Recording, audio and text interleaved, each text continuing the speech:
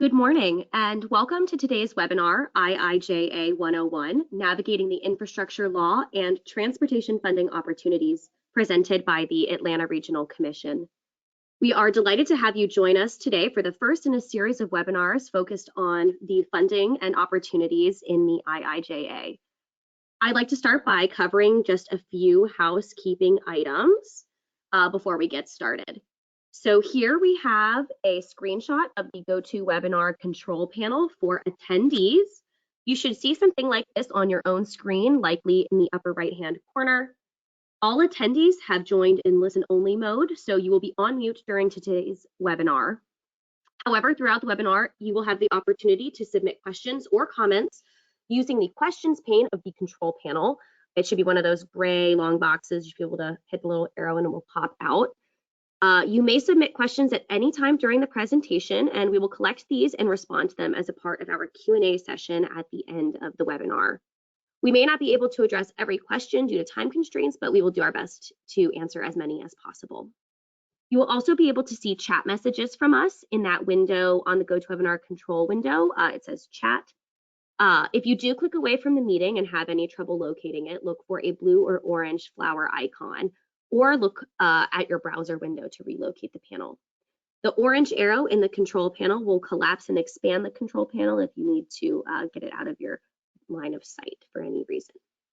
Today's webinar, like all ARC webinars, will be recorded on the GoToWebinar platform, and this recording will be made available on our website. I will add that link to the chat for your reference in just a little bit. Thank you for joining us today. I just want to also notify you that we are going to be recording this, like I mentioned. And so now I'm going to pass it over to Mike Alexander, our Chief Operating Officer. Thank you, Olivia. And thank you, everyone, for joining us today. We couldn't be more excited to be with you. But before we get the program started, I wanted to take a moment to personally introduce you to our new Executive Director, Anna Roach. Many of you on this webinar have not had the opportunity to meet her yet, but you soon will. In her more than 2 decades of public and private work, she's just demonstrated her ability to be highly, highly effective. And most importantly, she is relentlessly collaborative and has been in every role in her career. She's a lawyer. She was a management consultant, and previously to joining us at the ARC, she was a chief operating officer for Fulton Counties. And that means she understands the needs of local government. And what I love about Anna is her brilliant mind, a mind that sees these problems, these regional problems, but she is fiercely courageous in working for solutions to those problems. As staff, what we've learned is that she brings a professionalism and that determination to the work in her short time at the ARC, which has already had an outsized influence on regional policy. What I like to say about Anna is that she doesn't hit the ground running, she makes the ground run. She is passionate about infrastructure. She wants our communities to take advantage of every opportunity before us, and she has a clear vision for this region. But most importantly, she knows that ARC, that is being together in communities regionally, can positively impact people's lives. Finally, and I want to emphasize this, we are here today because she wants everyone to recognize this moment before us and that we have to work together to take full advantage of this opportunity. And with that, let me pass the proverbial webinar mic to our Executive Director, Anna Roach. Mike, I cannot tell you how delighted and excited I am to work with you. You certainly are an icon at ARC, and for the decades that you have dedicated your life to public service in this way, I thank you. But again, it's self-serving because I feel like you are an invaluable resource for this organization, and I'm so delighted to work with you. Thank you for the very generous introduction. I appreciated that very, very much. I'm so delighted to work with you and all of the members of the ARC staff. I'm also excited to be here today, y'all. There are lots of things that I get excited about, and this is at the top of my list. Honestly and truly, I do believe this infrastructure bill provides a once-in-a-lifetime opportunity for infrastructure investment in our region. It is the most important infrastructure investment that I have witnessed because it really changes the landscape of what we feel is infrastructure. We traditionally determine infrastructure mostly in the realm of roads, bridges, and transit, all of which are critically important for our region. But frankly, the brilliance of the leadership in this administration to expand our view of infrastructure to include those things that we haven't traditionally thought of as infrastructure, like water infrastructure, like broadband infrastructure, and for them to have the principles and the guidelines of equity, climate resilience as part of the threshold, the criteria by which they will award funding, I think is transformational for our region. We have a chance to build a better future for Metro Atlanta with this bipartisan infrastructure bill, one that offers better transportation options. We have an opportunity to address climate change, improve equity, and help bridge the digital divide. Again, I couldn't be more excited about this. I want to take full advantage of the legislation, but doing that will require some bold decisions from our leaders within the region. And it won't be easy. We will have to stretch ourselves because much of the funding that is available requires a match. So we have to get creative and informed about those things that we can do to adjust our budgets to make sure that every penny due to the Metro Atlanta region comes here, and every discretionary penny comes to Metro Atlanta as well. We are well poised. We have planned for decades to meet this moment, and we are ready. Our local governments are ready. And I want to ensure that here at ARC, we serve this community by doing all of the engagement that we need to do to ensure that we are the most competitive region for discretionary dollars, and that we responsibly invest our formula dollars in partnership with our other transportation partners, GDOT and MARTA. So I couldn't be more excited. I'm delighted to be here. This is my first ARC webinar that I'm attending, and I'm looking forward to seeing how it goes. More importantly, I've spent a lot of time with John Orr, and I could not be more proud of the work that he and his team are doing. I'm looking forward to hearing more about his expertise in this area and the information he has to share with each and every one of you. Mike, thank you for the introduction. John, thanks for letting me steal some time up front, and I can't wait to hear all that you and David are prepared to share today. Well, it's a pleasure and an honor to speak with you today. And Olivia, are you going to do introductions, or should I just roll right into the sharing the presentation? Roll right in. All right, well, thank you. Once again, my name is John Orr, and I manage the Transportation Access and Mobility Group here at ARC. And we're excited to have everyone on the webinar today. We know this is very timely and that many of you have been very interested in this, and we're just very excited to be able to share this information with you today. One thing is that we realize there's a lot of folks that are on the webinar today that may be trying to get a little bit of an understanding of how the federal transportation planning process works. And what is ARC, and what is the role of a regional planning agency in the Metropolitan Planning Organization, or MPO, arena? Well, first of all major regions in the nation, such as the Greater Atlanta region, are required to have a formal planning process. It has to include minimum expectations that are set by law. And to break it down very easily for everyone, we have to have a long-range transportation plan, has to be at least 20 years. And also, we have to have at least a 4-year transportation improvement program. Our regional planning has to be multimodal. We have to include, what does that mean in plain English, is that we have to look at roads, bridges, sidewalks, really the entire gamut of transportation that are included in your plans and tips. A little bit of background on ARC is that we are a 20 county regional planning agency of about 6 million people. And as you can see illustrated on the graphic, this is all the way from north from Dawson County all the way to the south to Spalding County, and then Paulding County to the west, all the way to Barrow and Walton and Newton to the east. So ultimately, this regional transportation plan, which we use the term or the acronym RTP, and the TIP, which is the Transportation Improvement Program, ultimately is about $170 billion through the year 2050, including the TIP, which exceeds about $6 billion in federal funds alone. So let's jump right into it. What is the Infrastructure Investment and Jobs Act?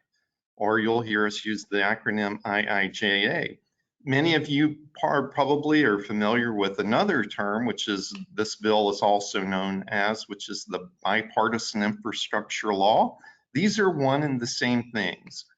Ultimately, this resulted in a reauthorization of the transportation bill as part of this law, and it covers 5 fiscal years, all the way through 2026. And what makes this action historic is the amount of funding and the policy changes as part of the new law. Ultimately, $1.2 trillion has been authorized for not just transportation, but covering the gamut from energy programs to broadband to environmental programs as well. And then finally, and this is one of the major changes that impacts especially local governments, is that the IIJA has about 400 programs, of which about half are awarded or allocated through national competitive processes. And this is, many people in the region have worked with us at the Atlanta Regional Commission before, as we'll go through application cycles for some of the funding directed to ARC. Well, this is expanding nationally to where local governments can also apply directly with their federal partners on the infrastructure funding. And this is going to be one of the major changes that we all need to continue to work towards, is understanding what are these funding opportunities. And we are going to give you a sense of some of these today. And we're very excited to be able to share this with you. And we realize that we're not going to be able to cover everything today, but we are planning a series of webinars going forward in the future where we'll focus on more specialized topics. And I do want to thank our federal partners for joining on the call today. With the Federal Highway Administration, we do have Anne Marie Day. And with the Federal Transit Administration, Keith Melton is with us too. So we're excited to have the regional leadership and from the federal level with us, as well as CDOT and our other transit operators and local governments. Now, unfortunately, we will have to cover several things very quickly today, but we will direct you to some resources that you can follow up on. And of course, we as at ARC are here as resources as well. But the first website that we'll direct you to is the build.gov website, which does an outstanding job notifying communities and also regional agencies of what's happening. They've done a great summary of some of the programs that are within IIJA. So you'll hear us talk a little bit more about this in a moment, but build.gov is a very critical resource that we wanted to emphasize with you, that we are monitoring, and it's good for everyone to monitor this website as well. Now, ultimately, what are the areas that moving forward as it relates to national policy that have evolved and changed since the passage of the FAST Act, the prior reauthorization bill at the end of 2015? So there are a few areas. First of all, let's speak just a moment about equity. As part of the administration's moving forward and implementation guidelines for the IIJA and other federal programs, there's an increased emphasis on equity. This means that we ultimately, for environmental programs and other federal investments, a key outcome via an executive order from the Biden administration is that we should be seeking to make sure that 40% of the benefits of investments that are environmentally related, climate related, ultimately benefit areas of persistent poverty. So this is a key change. And during discretionary application cycles that'll be going through the federal government as part of IIJA, that'll be a consideration, and it's explicitly called out in some of the notices of funding opportunity that have been released to date. Also, climate change. It's an official national policy now to pursue zero net emissions of carbon by the year 2050. And this will be a major emphasis area around the country moving forward that we'll all have to increase our awareness and work around climate change moving forward. Then finally, and there are many other objectives as part of the overall bill for the IIJA, but we do want to stress workforce development. Many of the new federal programs explicitly call out using funds to help develop a skilled workforce during the development, transportation and implementation of transportation projects, and allow funding to be used for such efforts. So we will be working very hard with our planning partners to set up programs. We're currently exploring at ARC options to help us have the workforce that we collectively will need to succeed in implementing projects, because at the end of the day, that is the critical element, is getting projects and programs implemented and built. So another item that I want to draw your attention to is that we realize, and I think everyone does, is that the IIJA can be a little bit overwhelming. And it's due to the number of programs, many of which are new. So we've assessed the IIJA, and we believe about 236 of the programs are relevant to our region. So this will be an item that we continue to monitor as NOFOs are released or notices of funding opportunity. Another item that we, of course, want to focus on today is absolutely going to be transportation, but we will touch on some of the other climate broadband programs as well, because there is definitely a transportation nexus. But as you can see, there's 110 programs that are in transportation that are relevant to the greater Atlanta region. And this will be the focus of much of what we'll be discussing today. Now, within these 110 transportation programs, which is in excess of $600 million, billion, is that 69 of these 110 programs are discretionary. And many of these allow local governments to apply directly to our federal partners for funding.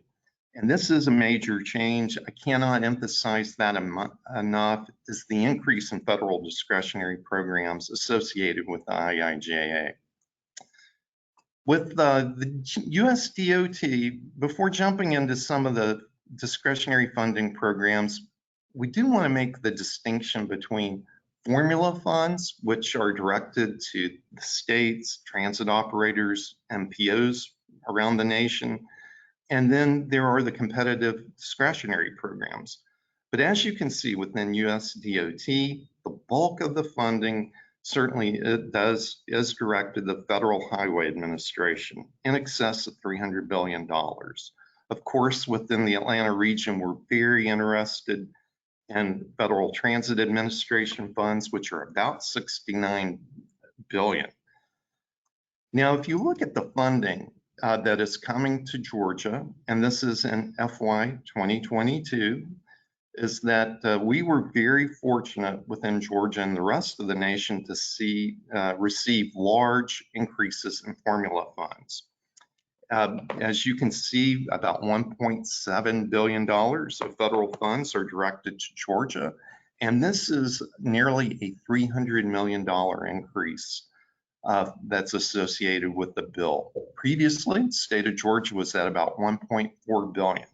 So we're very grateful to our federal partners for these increased resources that we're excited to apply in the state of Georgia and improve our economic development and mobility. Of the state total, we, as a metropolitan planning organization, about 7.4% of the funds are directed to ARC through a variety of programs that many of you are familiar with, such as the Transportation Alternatives Program, the Carbon Reduction Program, and such. So we'll speak a little bit more about those in a minute. Now, FTA, the Federal Transit Administration, receives a significant increase that's suballocated in Georgia, nearly 36%, or a $75 million increase in formula funds. And these are the funds that are used by our transit operators to maintain their systems, operate them, as well as help some expansion projects as well. So this is going to make a major difference in our region's transit operators. Now, shifting into the discretionary categories, and this is an area that we do want to emphasize somewhat in the discussion this morning. First of all, within the U.S. Department of Transportation, the bulk of the largest share of the funding goes to the Federal Railroad Administration, nearly $59.5 billion, followed by the Federal Highway Administration and the Federal Transit Administration as well. And then the Office of the Secretary also has a large allocation of about $43 billion. And the important distinction within these programs or the various administrations is that ultimately applications for discretionary programs are directed to each of these. So that's an item that'll be an important distinction to know moving forward because there may be different funding requirements. So looking at some of the new programs that we wanted to highlight today is we wanted to start off with the Federal Railroad Administration, FRA discretionary programs, because this is such a huge funding source. The first one is the foundational program that FRA has, and that's the Federal State Partnership for Intercity Passenger Rail Grants. And I know many of us within the Atlanta region, when we think of rail, we're thinking of the heavy rail system that MARTA operates. And this actually, intercity passenger rail, would be more of the high-speed rail type of facilities between regions, such as Atlanta and Charlotte, and Atlanta and Savannah. Then these funds are used to help implement new passenger service, as well as improve and maintain existing services. I did want to draw your attention to the last category here, Railroad Crossing Elimination Program, is that we have many areas in the region where we do have at-grade rail crossings where we have safety challenges. And one of the more prominent ones is that trucks can at times get stuck making rail crossings.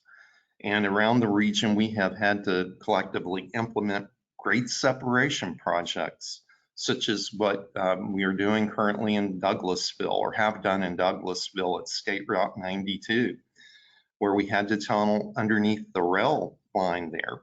So this is another element that has had increased funding that we could do a lot within the region to help address a lot of these rail crossing issues that we have.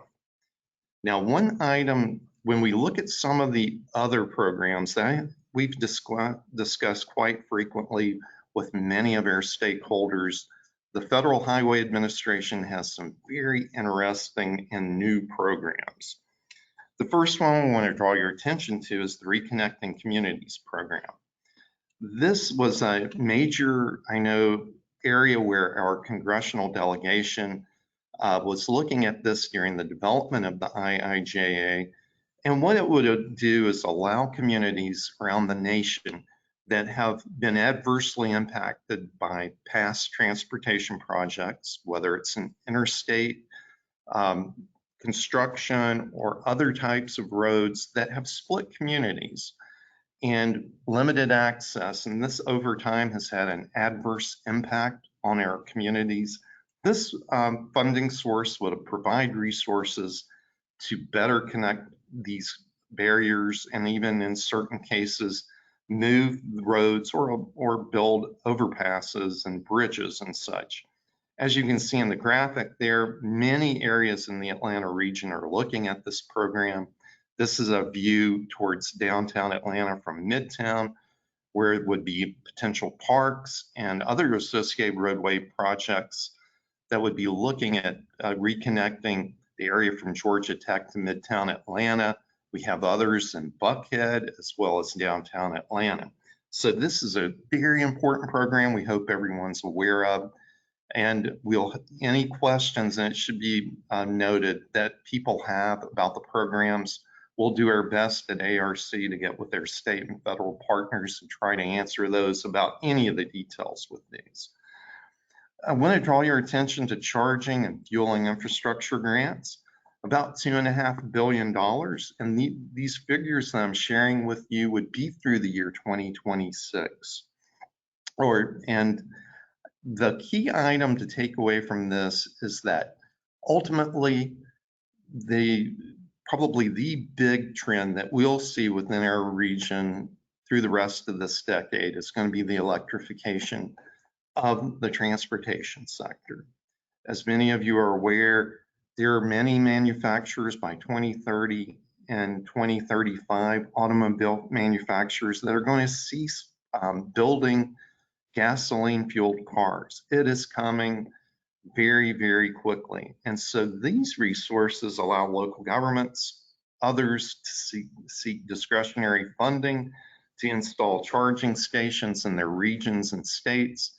And this will be an item we'll be working very, very hard with everyone in the region on to determine as part of a regional electrification plan where we should emphasize charging infrastructure. Also, a new program discretionary funding element is going to be the PROTECT program. I won't read you all the words associated with it, the title, but ultimately this is a core climate and resiliency program where we can ultimately identify areas where we believe we may be having issues either now or in the future with associated with extreme rainfall events, heat, and others to basically improve our infrastructure. And you see an actual graphic of a flood that we had years ago in the Atlanta region.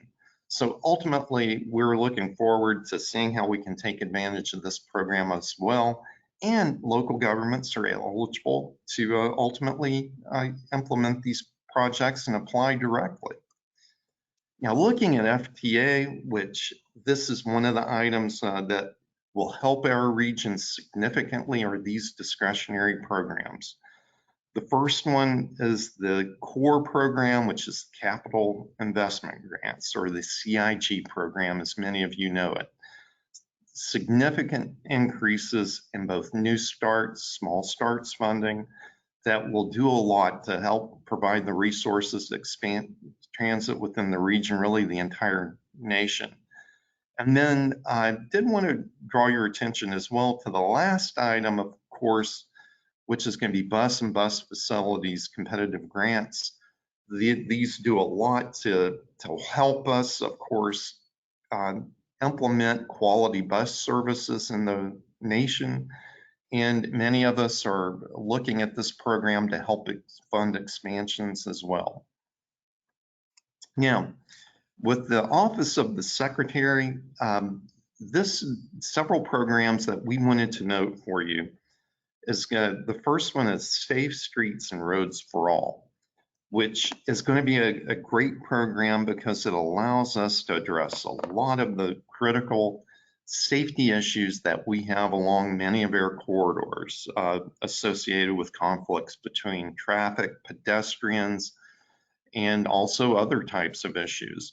$6 billion over the life of the bill. And the notice of funding opportunity is open for this program right now. And we'll hit on that in a moment as well.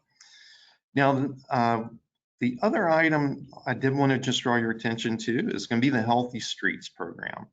Of all the programs that are in the IIJA, this is one that is among the most unique, and what it's ultimately a climate program where it would help us lower heat island temperatures along corridors, the transportation corridors, and in particular, where we do have transit services. It allows the replanting of native trees. And so this is another tool in our toolbox that we have not had before. And I should briefly note on this SMART program is that we within the Atlanta region have funded in about $10 billion of similar projects that this program seeks to pursue, such as connected vehicle programs to upgrading traffic signals to CV to X. So we have, once again, another tool in our toolbox to implement these critical projects. Ultimately, the total and discretionary funding is about $332 billion, but it's not just transportation that's included. And to briefly highlight on a couple of the areas that have relationships with transportation but aren't directly transportation, first one to draw your attention to is the Middle Mile Grants Program, $1 billion over the life of the bill. To help us better connect our parts of our region to end users from the distribution and the hubs, to get fiber implemented, a great program that can improve transportation as well. Also, there's a large digital equity grant program and also state and local cybersecurity grant program as well at $1 billion. Now, energy and environment.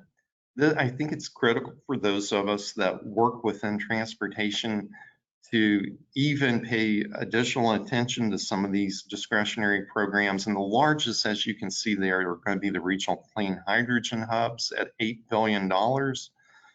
And then ultimately all the way through water infrastructure, as you can see, at $5 billion as well.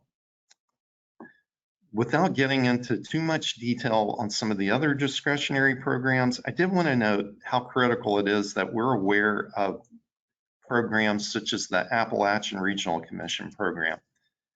Metro Atlanta is actually, I think we're perceived as pretty far south, but ultimately we have 7 counties in our region that are part of the Appalachian region. And so ultimately that's a great funding source, $1 billion. And then moving into I did want to close on a couple of, I think, important points about how we believe you can best take advantage of in maximizing discretionary funding. First of all, the federal partners, whether it's FHWA, FTA, have very good websites where they're offering to provide technical assistance and presentations on programs. So we want to continue to take advantage of those above and beyond what we're doing at ARC.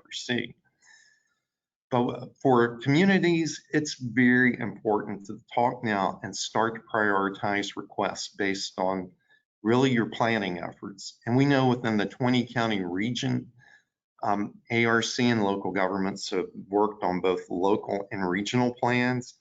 And we should have, we feel like in the Atlanta region, a great universe of projects that we believe are going to be eligible for these programs and have the capability to be competitive. But we ultimately all do need to prioritize. It's going to be very important under many of the grant programs to develop these multi-agency partnerships whenever we can, because ultimately our federal partners are having to assess risk as part of their review of applications in the future.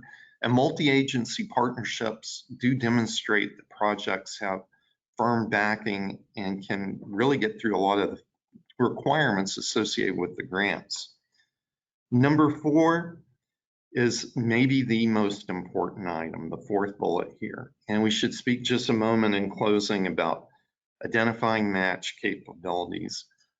You heard, of course, our Executive Director, Anna, note that you have to prioritize and develop and think now about, if I were to seek federal funding, do I realistically have the financial capacities and the match to participate in the program?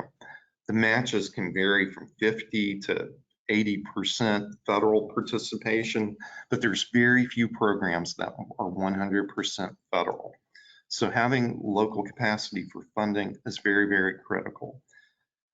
And finally, it's important to have the capabilities and develop capabilities to know how to identify suitable opportunities and also manage the application process.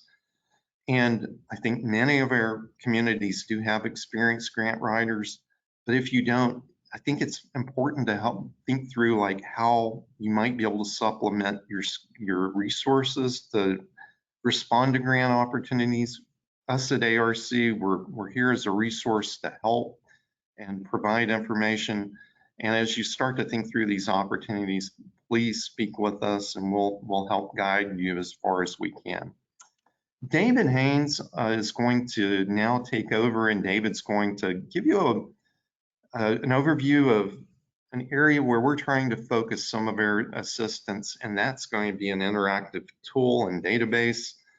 And as you can see, and we will share these slides after the webinar today, is that we're looking forward to continuing to work with everyone, both elected officials, staffs, because we're going to have to work together as we pursue seeking these resources. And then one final note and plug is that we will be having our Transportation Technology Conference August 23rd at Georgia Tech. We call it our Connect ATL conference.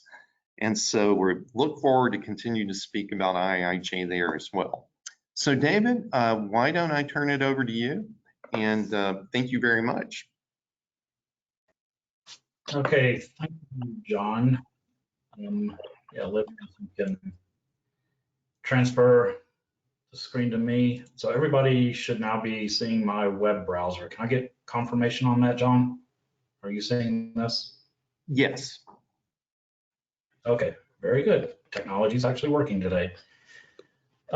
So John just gave you a pretty good overview of the IIJA, and he did a little bit of an in-depth on some of the more noteworthy, interesting new programs that are in there.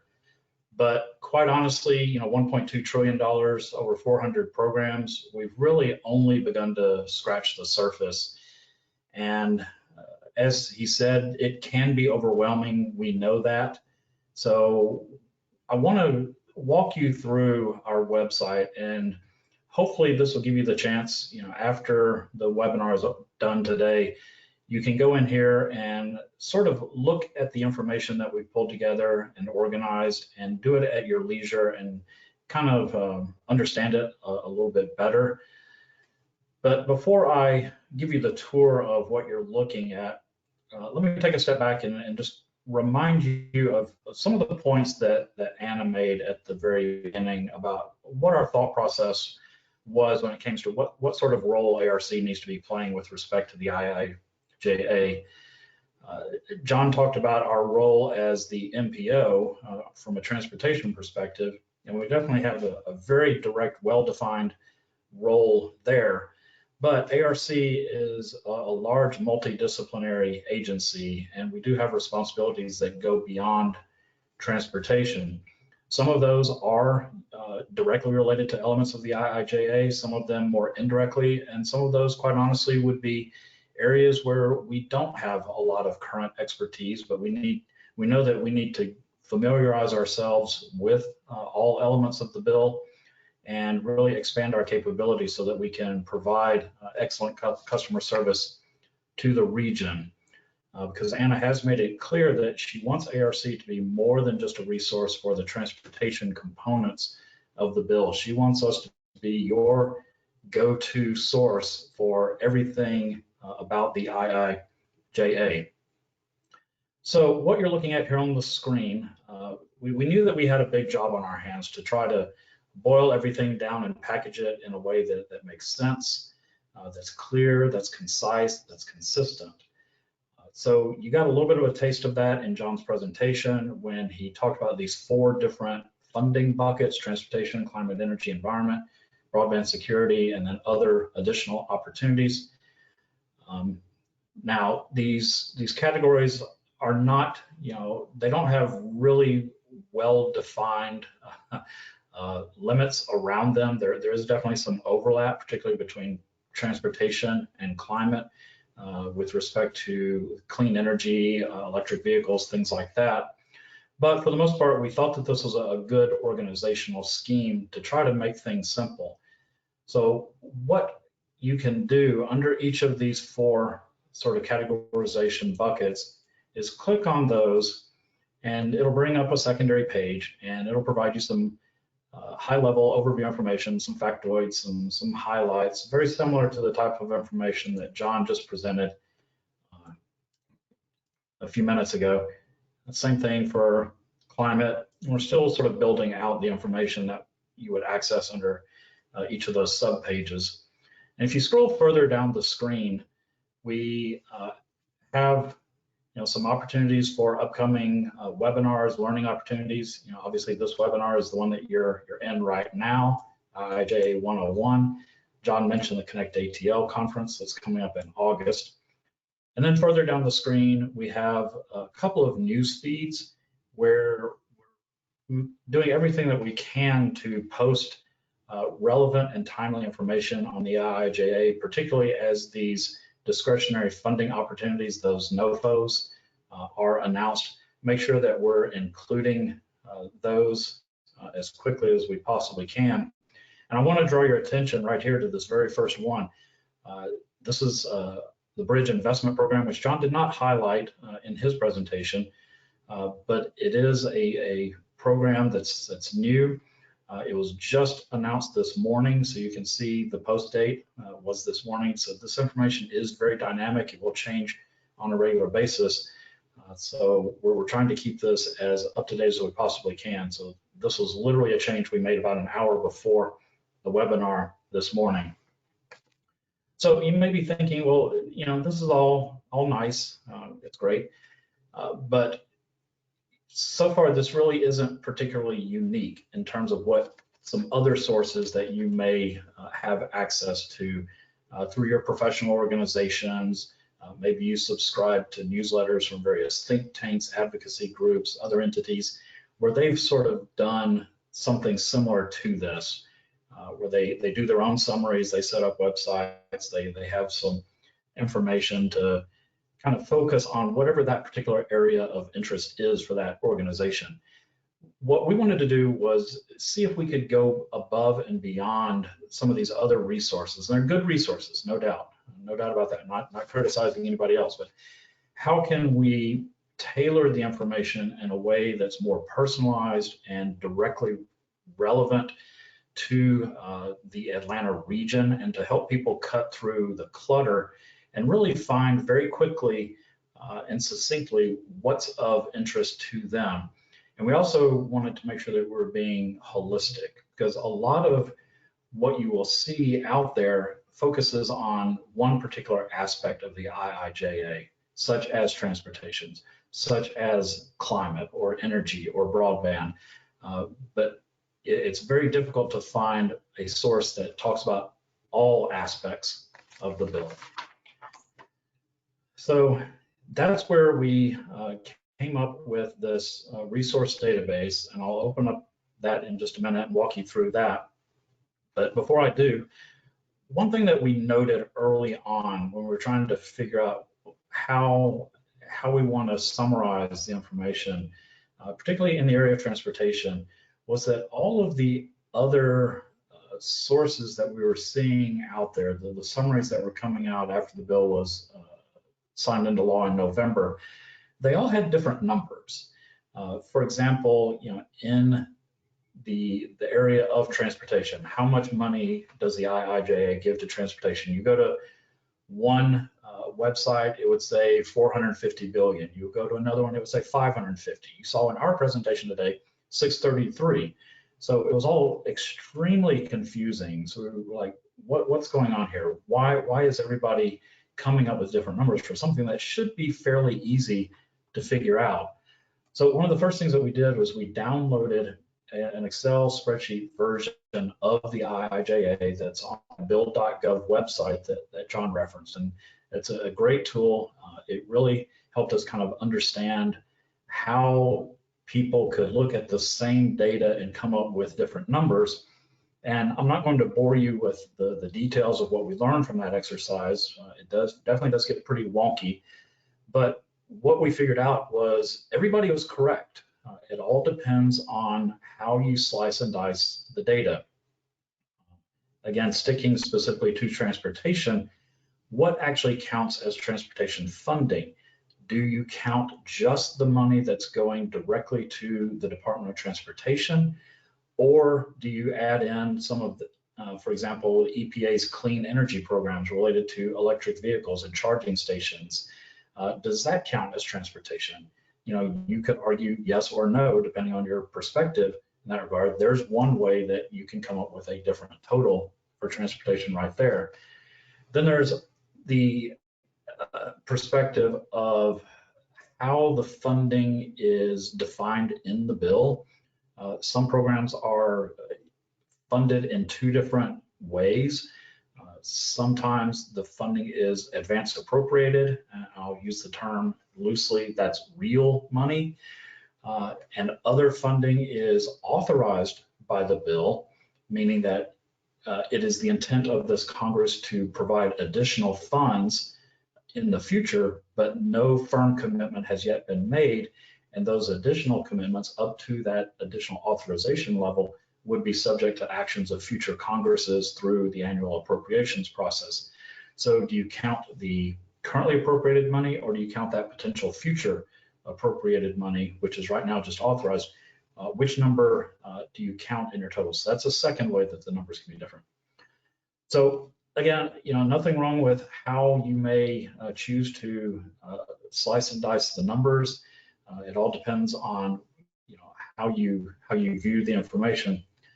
But what we did realize is that one way that we can add value to the conversation is present the data in a very clearly articulated way where all of our assumptions about what's being counted, what's not being counted, how are the numbers being aggregated, are very clearly explained. And then to allow people to look through the data, to sort it, to filter it in ways that they want to see the information. So we provide a starting point, but then give you the opportunity to look at it however it makes sense to you. So I'm going to show you, spend the rest of my time showing you what we came up with. I'll just go ahead and open this up, and I'll say we're very proud of this. Not to toot our own horn too much, but as we've been looking around the country at, you know, various other websites, we haven't run across any tool that does quite what this this can do. So we think that this is pretty unique. We hope that it's useful. So what you're looking at here is an evolution of that original Excel spreadsheet that we downloaded from the build.gov website, and we've expanded it, we've cleaned it up, we've organized it in a little bit different way. So I'm going to do just a demo, spend a few minutes on this, and kind of show you how you can work with the data. And I'll start right here. So you'll notice it says showing 50 of 237 results. Now, John mentioned in his presentation a number of 404. So you're thinking right off the bat, it's like, well, what's the difference there? And this is just Metro Atlanta opportunities. So it was the one slide that John had that showed where we've taken a first cut at sort of stripping out those programs that we really don't think have any relevance to the Atlanta region. And some examples of that would be funds that are dedicated for Native American tribes, passenger ferry services, money that goes to the Bureau of Reclamation, which does work, you know, on the western part of the US, not in this part of the country. things like marine estuary restoration programs in the Chesapeake Bay. So obviously, there's a lot in there in the IIJA that's good, but it doesn't really directly impact the Atlanta region. Now, by default, that is toggled on just to cut out some of the clutter, but you can change this and look at the entire bill. And now you see 405. So that number is a little bit different, 405 versus the 404 that was in John's presentation. And the reason for that, and again, not to get too far down in the weeds, but I do want to reinforce how dynamic this information can be and how much we're continuing to learn. So this database represents an earlier snapshot of the database. We had to hand it over to the developers so that they could develop this tool and get it ready for today. Over the past couple of days, one thing that we noted was that there were two programs that were in the database that had similar sounding names, but that were funded in two different sections of the bill. And on a closer inspection, looking at the original language in the IIJA, we realized that they were in fact the same program, just funded in two different ways, two different mechanisms. So we were able to collapse those two programs into one, and we got that updated in John's presentation. So that's why the count was 404, but it's still 405 here. We will refresh the data pretty much on a, if not daily basis, weekly basis, as we continue to work with it and learn and understand the law better and better. But that's just one example of how complicated this really is, and that you'll have to bear with us if some of these numbers sort of fluctuate around just a little bit.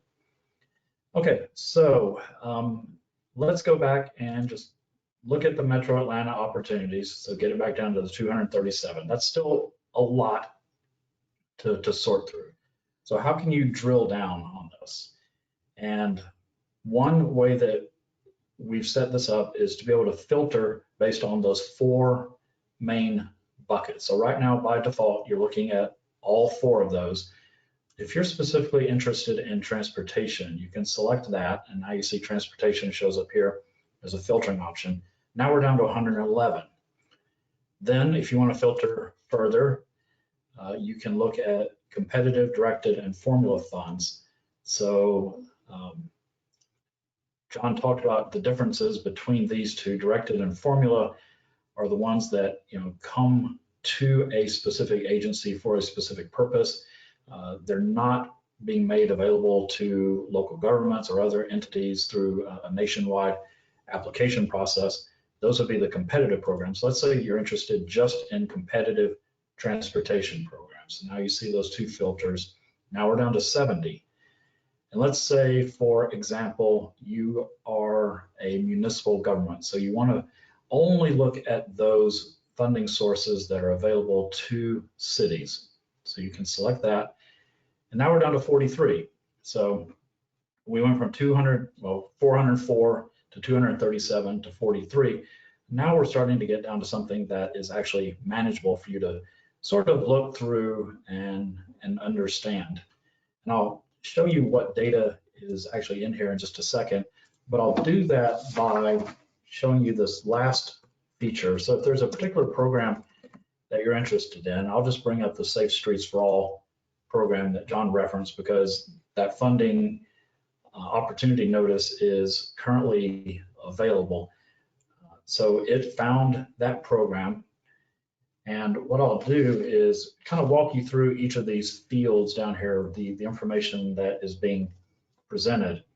So here on the left, you see the Safe Streets and Roads for All. That's the name of the program.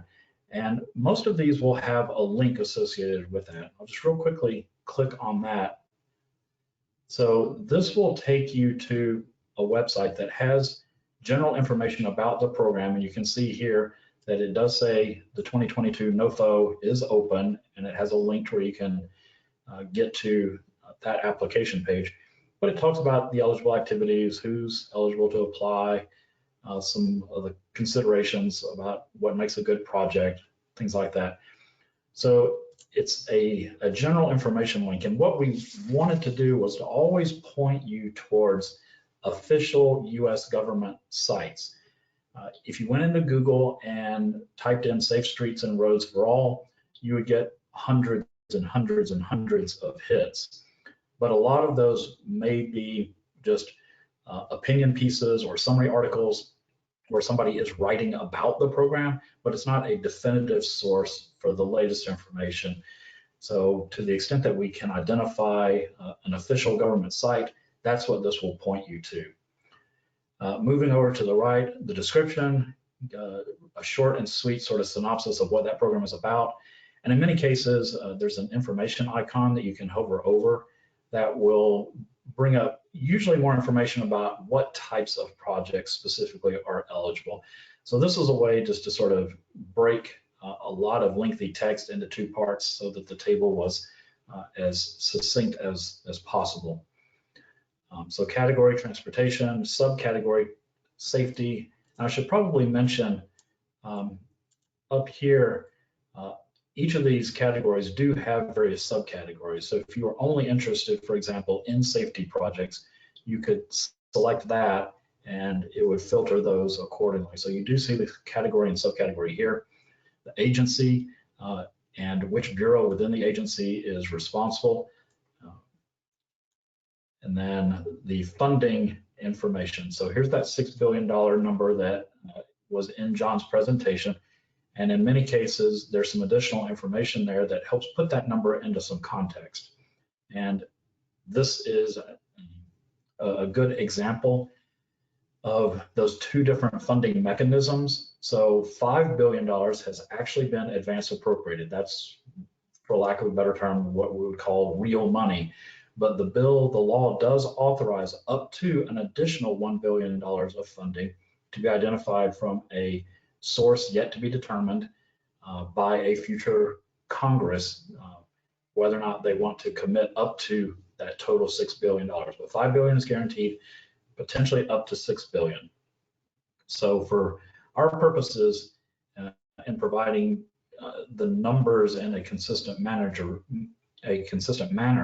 was to always go with that upper limit of what could potentially be available under the life of the bill, recognizing that we may not ultimately get $6 billion of funding, but there is that possibility. And then you have eligible recipients, so MPOs, cities, counties, tribes, transit agencies. And then there is a status link over here, and this is really only relevant if it's a discretionary competitive program. For a directed spending program or a formula funding program, there is no application process involved, so you would see a not applicable here. But in this case, because this is a discretionary program and it happens that there is a NOFO available right now, it's on the streets, there's an apply now button. And again, this will take you to the official US government site where you can see that, okay, it was posted a couple of weeks ago, back in mid-May. The closing date for application, September 15th. And then it's got all the details. It'll link you back to that Safe Streets and Roads for All program.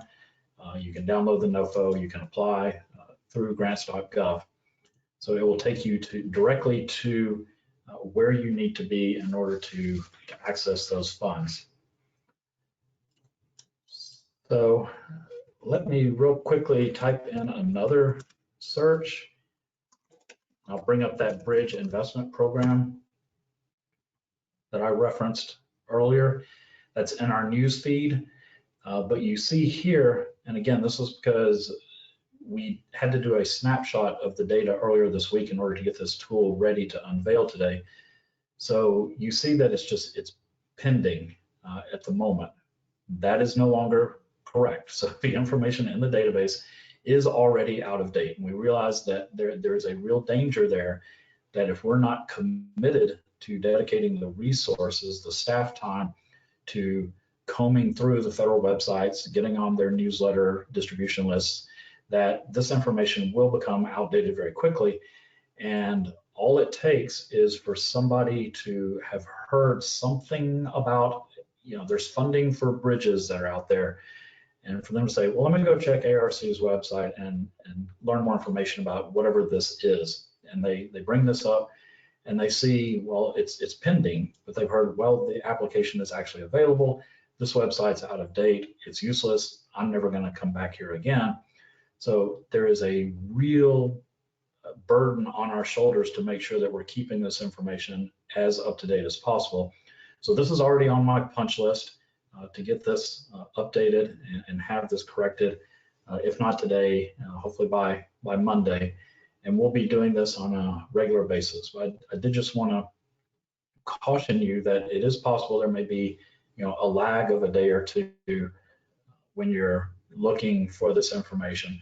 But the value of this is, and this is, these aren't good examples, and I won't spend any time trying to find a better example. But if we're aware that there is a program where we've read that a NOFO is expected to be released, let's say in August of 2022 or fourth quarter of 2022, we will note that here. So you'll be able to see, oh, well, there's nothing out there right now, but I need to start getting my ducks in a row, talking to people, because there's a NOFO that's going to be coming out within the next month, within the next 3 months, 6 months, whatever the time frame may be. So that allows you to be a little strategic, kind of think ahead, see what's coming down the pipeline. It also allows you, if you have a project that you're not sure where would be a good home for it, you can see, well, what's currently available. Is this a good fit or not? And it may be that you could sort of squeeze something into a current NOFO, but maybe there's one coming up next quarter that would be a much, much better fit. So rather than wasting time and energy and political capital and dollars and all of that, trying to tailor an application for something where it's really not a good fit, you can really think about that upcoming opportunity and do a better job applying for those funds, and honestly probably having a better chance of success if you're not just kind of using a shotgun approach and throwing a project in at every funding opportunity. Be strategic about what you apply for and when you apply for it through what program. So I think at that point I will end the demo and we can open it back up for questions. One thing I do want to say real quickly though before we do that is that we're thinking about how we can take this even to the next level, because this is a good sort of one-way information sharing. Hopefully we're putting it in a way that is helpful to you, but it is still kind of passive in a way, and we want to be as helpful as we can in the process. And an idea that we've tossed about internally, and I don't want to make any guarantees right now because we still have to figure out how feasible it is and what the resources would be required to make this happen. But let's say, for example, that you've gone through this exercise and you've identified 8, 9, 10 programs where you think that you will want to apply for funding at some point. So if we can develop a way for you to tag those programs, almost like when you go to Amazon or Wayfair or some other website and you create a wish list or put something in your shopping basket, do something similar to that where you can set up an account, provide us your email address, say these are the programs that I'm interested in, and we can push out notices directly to you whenever some information changes, when we're aware that there's an upcoming release date for a NOFO or the NOFO actually has been released. We can give you a heads up so that you can have as much advance warning as possible. So that's just one idea that we've had. We've had some other ideas about how we can provide the highest level of customer service that we possibly can. So I would say stay tuned, and in the meantime, definitely sort of poke through this at your leisure. I'm sure this will be something everybody will spend their entire weekend doing. But any feedback that you've got on it, if you notice anything that's a little glitchy, it's not providing the data that you think it should be providing in a certain way, definitely let us know. This is a beta version. There's still a couple of things related to some of the filtering and some of the exporting options that we're continuing to fine tune. So there's definitely some room for some opportunities for improvement and enhancement of this.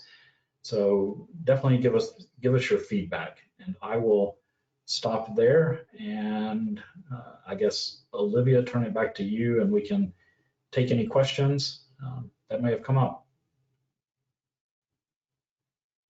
Yeah, absolutely. So just as a clarifying question we received is, could you just tell us what a NOFO is?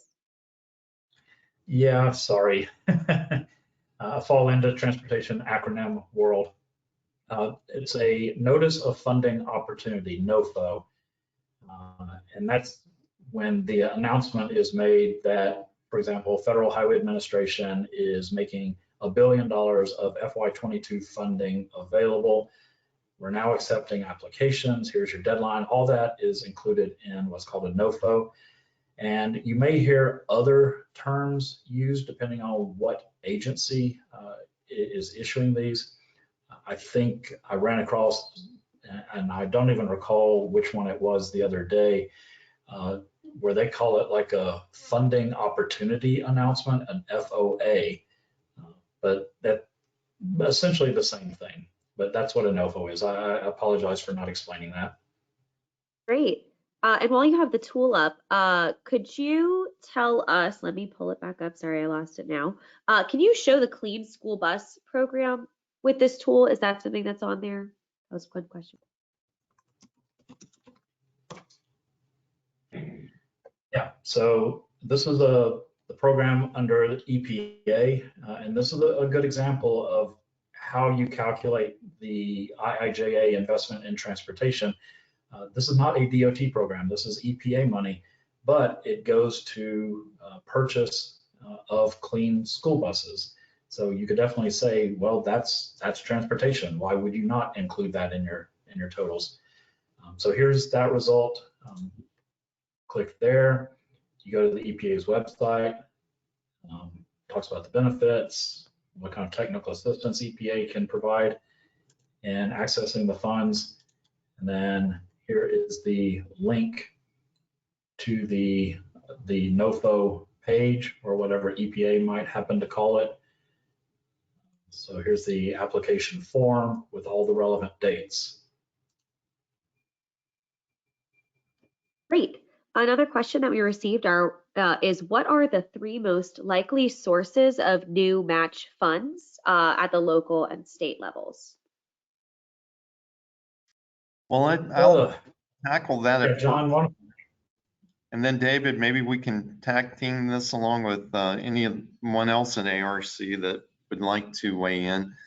Very good question, and I know it's the 3 most likely sources of new matching funds at the local level and also state. Maybe I can address local. We are very fortunate in Georgia that over the past decade that the state has given more funding tools to local communities to pursue transportation projects via referendums and funding options. And just to get right to it, the most prominent is certainly our SPLOST programs around the region, which is special purpose local option sales taxes, which are heavily utilized for transportation. The critical foundation for our governments, without a doubt, as it relates to funding transportation, whether it's transit or also roadway related as well.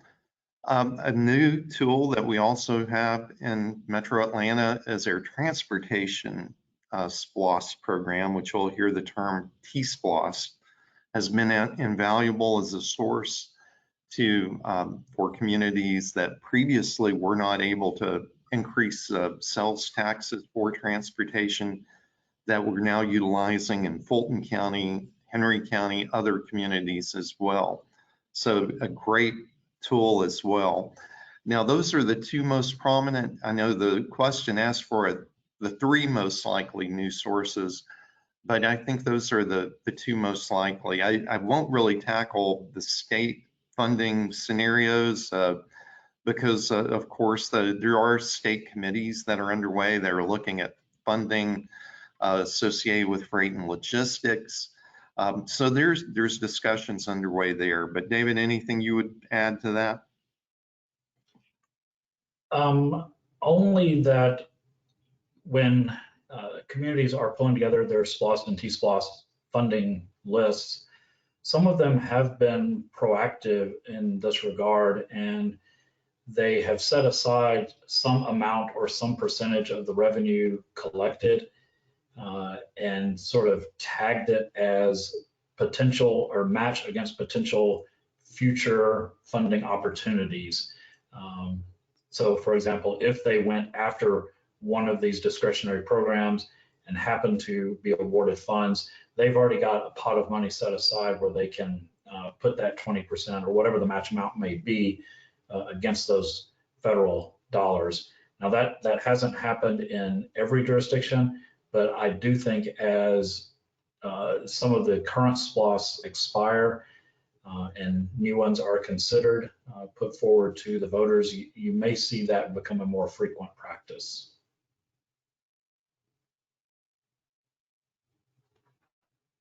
Great. Another question we received is that what is ARC doing to educate suburban counties on discretionary grant criteria to help steer them away from some of the sorts of projects that may not be funded, like road widening or energy? Well, first of all, we have, of course, the Atlanta Regional Commission through the NPO planning process, and we're still working through this to help inform others as well about what is in the IIJA and what the funding requirements are, the programmatic requirements, which are unique to IIJA, and some of these are associated with federal objectives around climate, equity, and workforce. But one key point I think that is very critical is that the IIJA, it recognizes that it's congestion relief is a critical objective, safety, improving equity. So we will probably have a variety of projects around the region based on what the needs are. But of course, moving forward, we do have to heavily take into consideration climate impacts, air quality impacts, because we're non-attainment for ozone. There are a lot of considerations that we have to work together as a region to address as it relates to projects.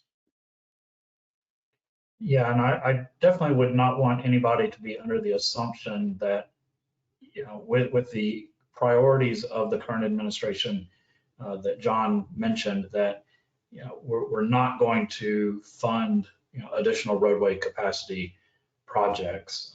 I think that is a reality. There are situations where that will continue to make the most sense to address, you know, whatever the mobility challenges might be in a particular area.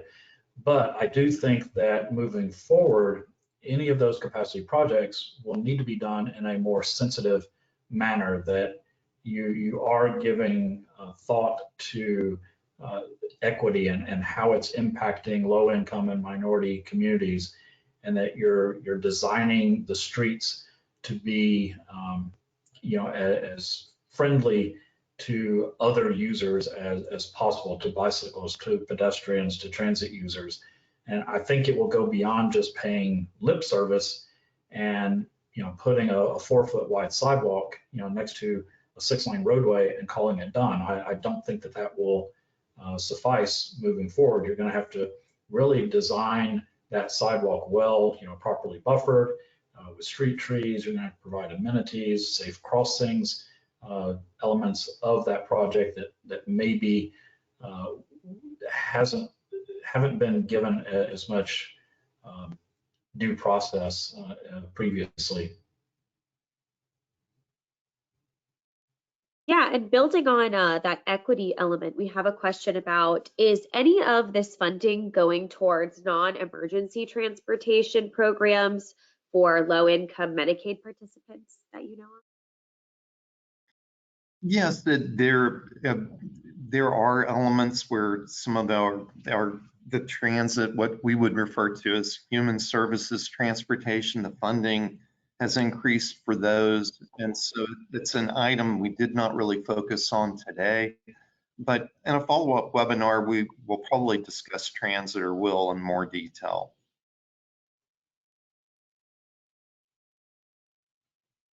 Great.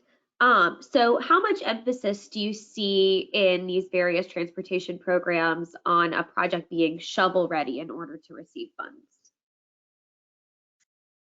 Well, certainly that is an item that our federal partners, rightfully so, depending on the programmatic requirements, will be looking very closely at, as to assess the level of risk in being a funding partner on a project.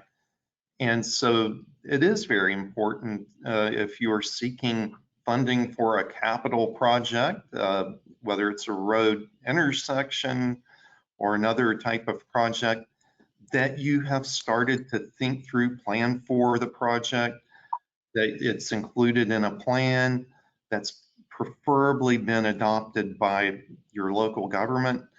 And then on top of that, to even be within some type of engineering where you've got good cost estimates for the project.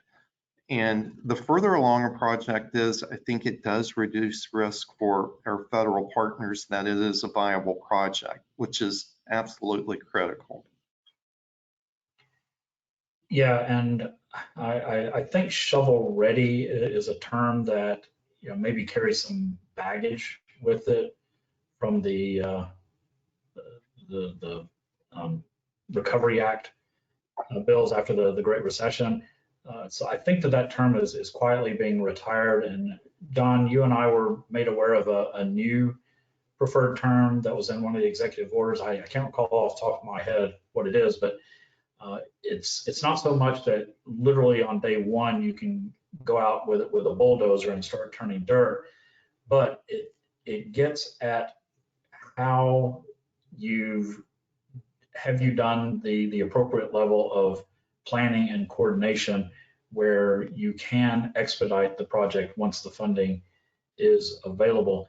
And I would reinforce what John said, that several of these programs do have very explicit requirements on planning before you can apply for an implementation grant.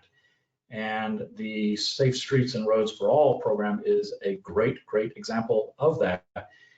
In this first round, they're anticipating that a lot of the funding will go into development of plans that work towards a safety, zero safety, or I'm losing the term, but that there is a safety plan in place first, and then you can apply for a specific project. And that's laid out very clear. I think that that's one way that they're trying to tackle this shovel ready issue. Vision Zero, that was the term I was looking for. Sorry, it's Friday. It's been a long week. Absolutely. Thanks for answering that. We have time for just a couple more questions. So here's one about sort of who's applying. So some of the projects list MPOs and cities as potential applicants. How will ARC pick projects to apply for directly versus expecting cities to apply on their own? Well, that's a very good question. Any programs that ARC as an agency would be looking at, which would be primarily planning related, we'll discuss with their senior management as we get in their budget and work program moving forward, is that which one of these may be priority. And some of the discussions I know collectively we've had in the past is that they would be more of a planning nature. But one item that I did want to stress too is that at the end of the day, coordination is going to be critical.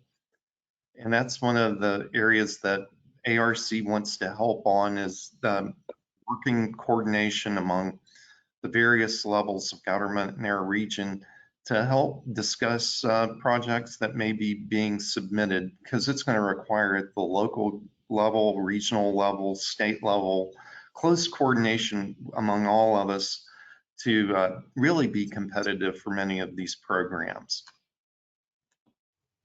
Hey, John, this is Anne Marie Day. Going back to the question that was asked about shovel ready, one of the things that I wanted to kind of add to that discussion, or add to the answer, is when you look on the NOFOs, there's usually evaluation criteria. So here are some of the things that kind of, so when you look at those questions that they're asking under the NOFO, that's usually what those projects are going to be evaluated against. So you want to look at those criteria and making sure that you're hitting those criteria. So that's another place for, for folks to look as well to see, because it's pretty much kind of the NOFO is kind of giving you some direction there. So that's what I would add to that answer. And NOFO already kind of give you an idea of what those projects are going to be evaluated against and what we're looking for. Thank you, Anne Marie. And Anne Marie Day is we're fortunate to have on the webinar with us today, is our planning lead within the Georgia division for FHWA. And thank you, Anne Marie. Keith, we also have Keith Melton from the Federal Transit Administration here as well. And Keith, if you feel free, you don't have to, if you want to unmute yourself, and if you've got a comment, be happy to let you make that. You may not be in a position to unmute, but if you are and want to make a comment, just do it. Oh, there you are. Thank you, John. I would like to mention, to build on Anne Marie's point, the real estate issue is a big issue. If you're going to improve a street or improve transit access, et cetera, think through the real estate appraisal and procurement process, the public involvement process to get to a locally preferred alternative. You can't do NEPA under FTA rules unless you have a locally preferred alternative, and that usually requires a lot of public involvement. Just speaking specifically about complete streets, which does seem to be an area of emphasis this time around, which is great. The planning efforts for those types of projects are critical, especially if there's a transit route involved and people are making mid-block dashes to catch a bus, and there's no pedestrian refuge and all of that. So all of that needs to be thought through. I thank you for the opportunity to speak, and you're doing a great job. Thanks. Thank you, Keith. Olivia, just sorry, turn it back to you. No problem. So another question we have is, of the fiscal year 2022 authorizations that you guys described, how many have been appropriated versus how many are still sort of in that pending federal budget process that you know of? Well, go ahead, David. Yeah, I'll tackle that. So virtually every program had some level of advance appropriations, and there is funding in FY22. There were only a handful that were dependent on the authorization process, where there was a separate vote essentially. And John mentioned the healthy streets, and that's one example of that. It's $500 million over 5 years. So the law permits up to $100 million each year to go into that program. As part of the FY22 appropriations process, Congress elected not to commit any funding to that program. So that's one example I'm aware of, but I think that is definitely the exception rather than the rule. And I'll say real quickly before, John, you may want to add something to that.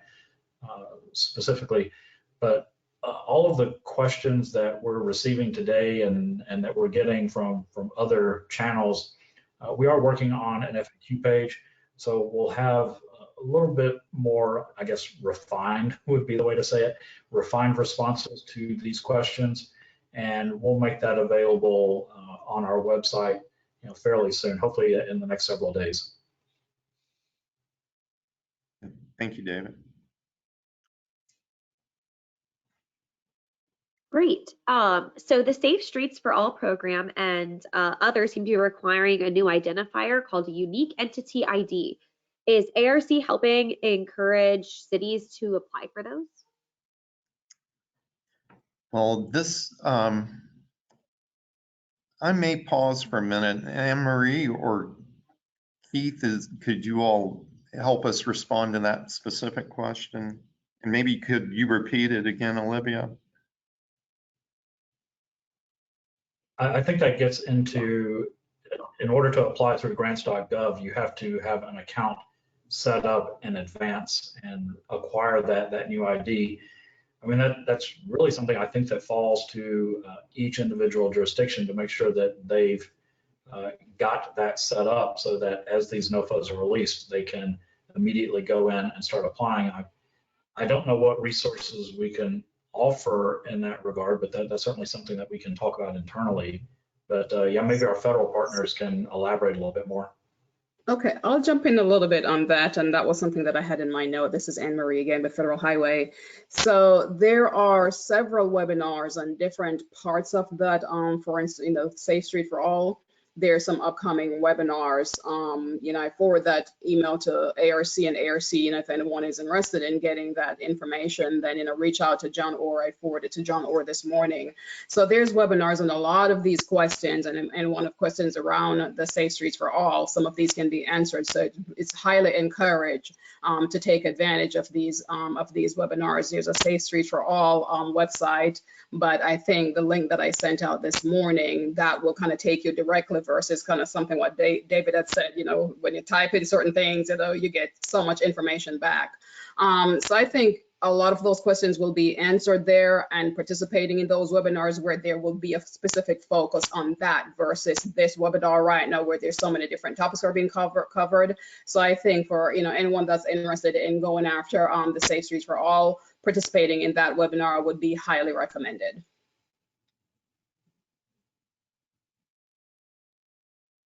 Thank you. Wonderful. I think we have time to do maybe just one more question before we wrap up here. So one of the questions was, what are some innovative funding sources that other regions might be using that we could consider here in our region, if you know of any? Well, certainly look around the state, and David, of course, weigh in on this one too, is that one item that is a potential funding tool would be regional T-SPLOST. We have explored those before in the past, and it did not end very well, but it is still a tool in our toolbox. And then you look around the country, there's a variety of innovative transportation funding categories that we're looking at even here in the Atlanta region. If you look at really transit expansion, a key one is like what a lot of people use the term value capture, and ultimately using the funding increases and associated with transit station areas for revenues to help fund transit projects. That's a very, very important one that I'm sure everyone will be looking at more and more as we move forward. Yeah, and I know a lot of regions take advantage of toll revenues to apply to a variety of types of projects. That works really well where you have, for example, a bridge like the Golden Gate Bridge, where you can direct those revenues into some other infrastructure investments. Here in the Atlanta region, we have the Managed Lanes program, which collects tolls, but those revenues are directed back into that program. But I do know in other parts of the country, they do use toll revenues for a wider variety of purposes. So just tossing that out there, that's obviously just something that, you know, would be a very high level policy consideration by the state. Certainly not something that ARC could decide, but just point of information.